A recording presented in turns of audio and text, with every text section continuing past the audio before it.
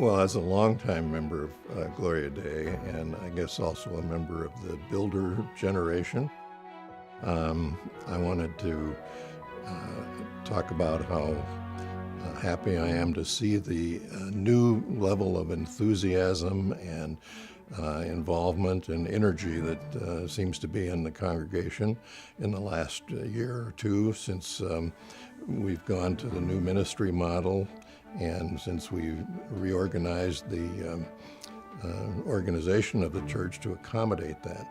It's really exciting to see that level of energy and all of the new things that are happening. We all come from different backgrounds, and we all come from a different way of understanding our social, our cultural, and our religious life.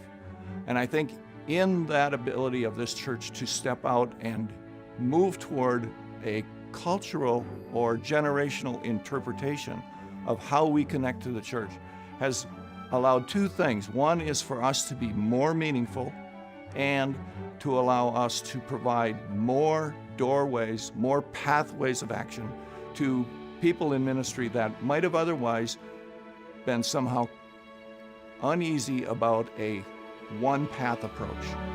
What I see the most is the children in our church enjoying to come to church and being upset if they have to go to something on Wednesday nights at school rather than be here.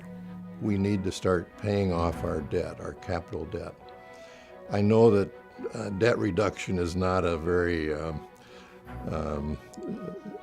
something that people get enthusiastic about, but the reason I think it's important to pay down the debt is that with everything that's happening in our church, in a matter of 2, 3, or 4 years, we're likely to find ourselves in a position where we're going to need to do something with our facilities in order to accommodate the new programs and the new people that are involved in those. And if we have a large debt load, we'll be less able to do that. We'll be limited in what we can do. So I think it's important that we start to pay down our debt. Paying off the building debt and sort of that capital debt, I think, is an important thing because it frees up resources. You know, just like with a home, you pay off your car and that frees up money to do infinitely more interesting things. You know, we're in a situation where I think we have to take care of obligations, obviously, but if we can move that debt off the shelf and say, hey, we're used to this money being in the budget for a self-serving purpose, building or whatever, not self-serving, but I mean, an internal purpose, I suppose. I think it does free up some opportunity then. Hey, the money's there, it's sort of accounted for. How can we start dreaming? How can we say, hey, the community of Rochester or this neck of the neighborhood or this part of the world could use this, and we can be a part of that. I think particularly it's right now important to me that with the growth of ministry, the excitement of all of the different ways of expressing that ministry, that one of the things that we have to deal with are the realities of our financings, both in program and in capital. We have debt and we have a budget that is at the brink of constraining our development. As we would move forward and be released from those anchors, I think then it allows us to take the energy we have and the invigorated participation and to release that into new kinds of ministry. When I think about the future, there are several things that I think are going to be important to our church. One is that we continue to focus on new waves of energy and new programs, based on our ministry model and on input that comes from members of each generational group. I'm very pleased with our current staff. Our ministry staff and our church staff are outstanding, and the things that they're doing through this new ministry model I think are really exciting. And obviously you need resources to support those programs. And that is part of our $1 million goal here, and if we're going to keep these going and move them forward, we need to have that kind of resource available to us. I think that one of the things that's very clear and apparent is that we have established a level of comfort and a financing of comfort because we have been at a budget, an operating budget of around $700,000 to $800,000. I think the goal of $1 million program budget is that particular amount of difference that will allow the ministries that we've thought about, the ministries that we're dreaming about, to actually become reality. The ability of somebody to actually give the water to a plant that wants to grow is a powerful thing. And I think that that's the idea here, is for us to step out of maybe some comfort that we've had for the last couple of years and to move forward on into doing new things, and to do that by putting additional money into the program part of the budget. The same influence comes from the capital side.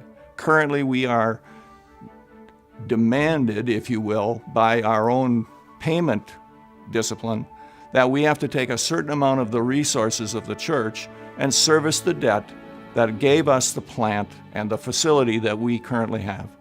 If we can reduce that debt in a strong and meaningful manner, what happens then is those funds then become also available for program. And there isn't anything that's more fundamental today than reducing one's debt load so that you can transfer that money into actionable ministry or even into your own home life. I think our church does a very good job with sustenance, and I'm very pleased about that.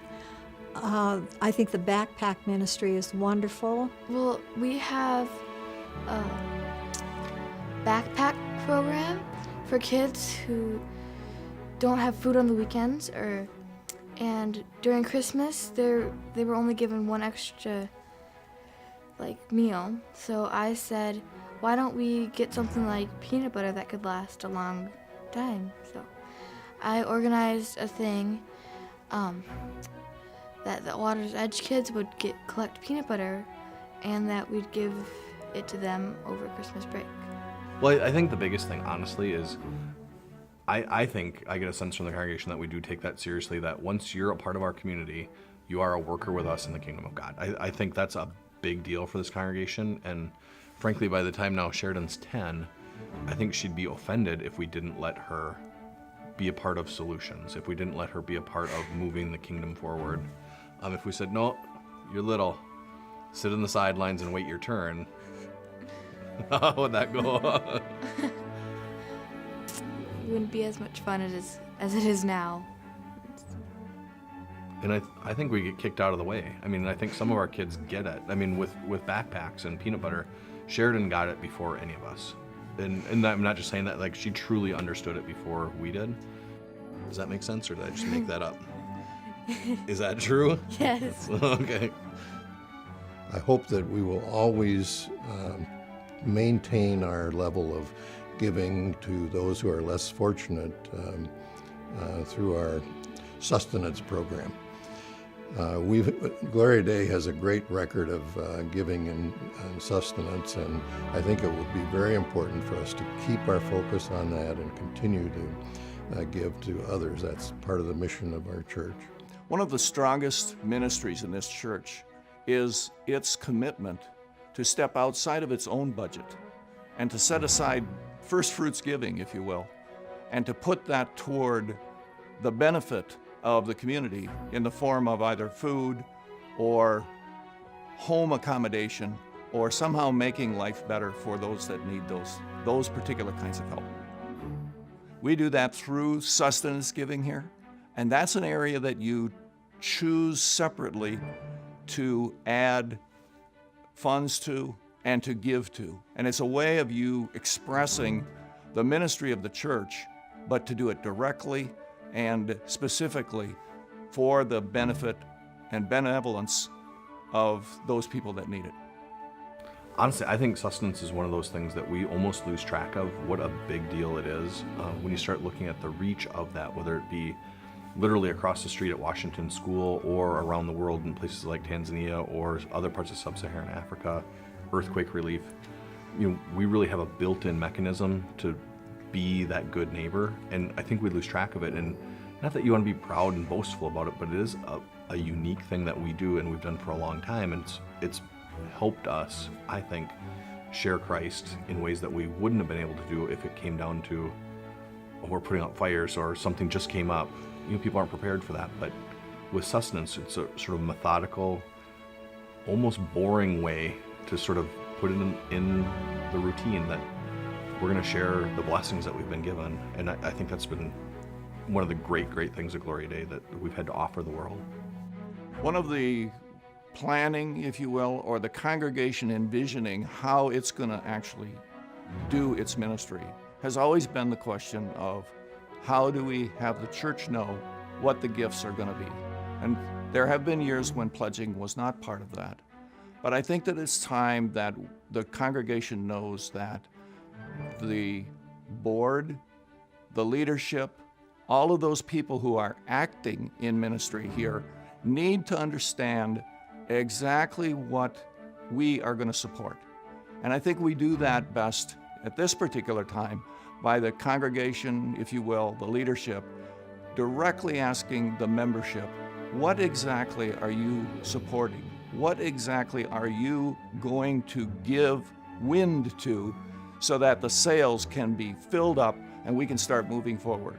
We need to know that you are part of this and that you are committed to provide the financial growth that is needed right now for us to take those next steps.